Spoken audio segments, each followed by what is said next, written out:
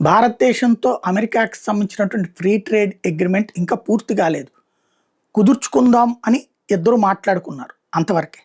కానీ ఈలోపు కుదిరిపోయింది అన్నటువంటి ప్రచారాన్ని భారతదేశం పెద్దగా చేయట్లా, హడావిడి చేయట్లా భారతదేశం.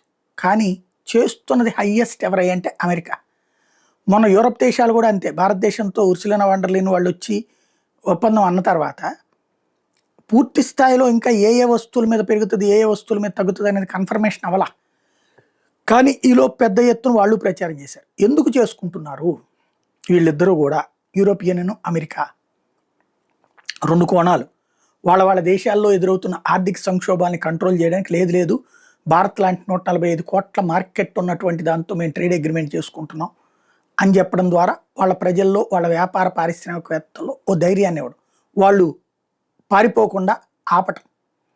నెంబర్ 2 వచ్చేటప్పటికి ఎపిస్టన్ ఫైల్స్లో యూరప్ దేశాల నేతలే ప్రధానంగా ఉన్నారు, అమెరికా వాళ్ళు, యూరోపియన్ దేశాల నేతలు.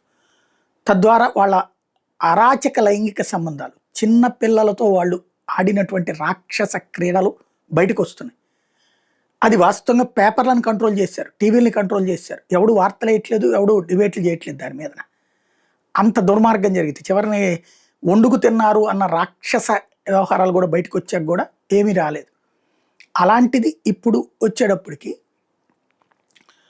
ఆ ఇష్యూ నుంచి డైవర్ట్ చేయడానికి ఈ ఇష్యూ వైపుకి తీసుకొచ్చారా అన్నది ఇక్కడ డౌట్ అన్నమాట.